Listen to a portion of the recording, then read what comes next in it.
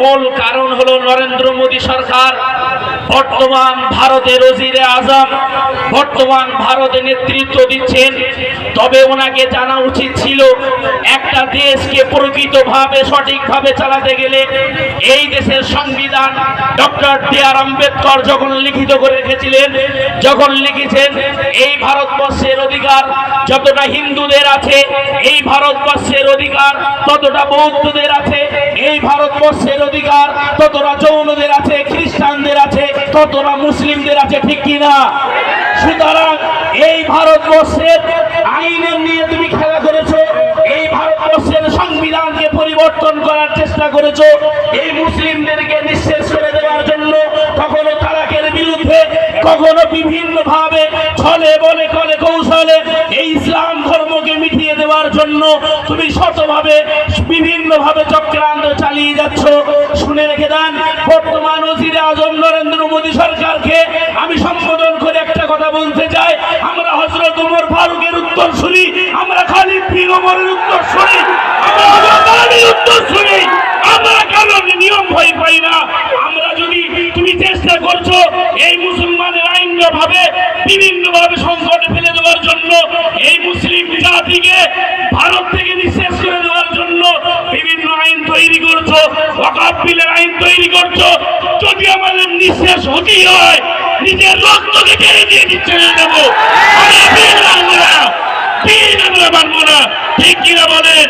আমরা এখান থেকে বার্তা দিতে চাই মুসলিম বিভিন্ন লিডারদেরকে, মতভেদ মতবিরোধ বিভিন্ন ইখতিলাফ বাদ দিন, ইসলামের স্বার্থে সকল দলকে এক হতে হবে, ঠিক কিনা? মুসলিম এক হতে হবে।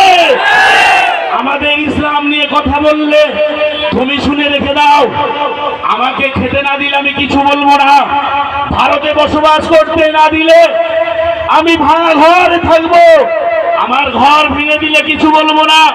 বর্তমান সরকার তুমি জেনে রাখো, তুমি রাসূলুল্লাহর ঘর মাদ্রাসা আঘাত করছো, তুমি আল্লাহর ঘর আঘাত করছো, তুমি ইসলামের আঘাত আনছো।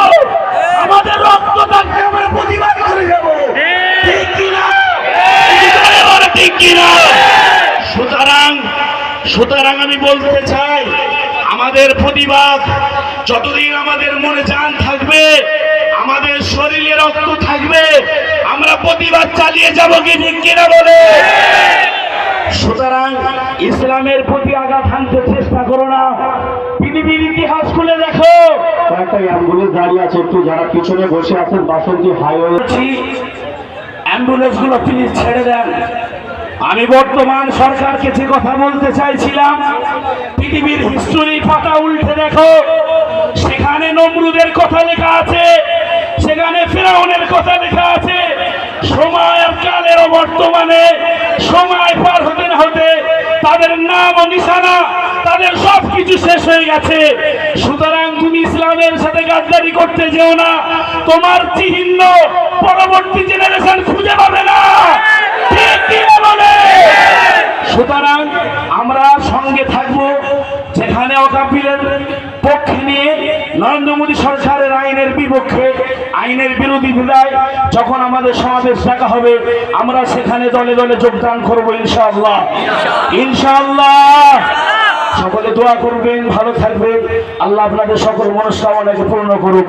এই বলে আমার বক্তব্য শেষ করছি। ওয়া আখিরু দাওয়ানা আলহামদুলিল্লাহি রাব্বিল আলামিন। আসসালামু আলাইকুম। ধন্যবাদ।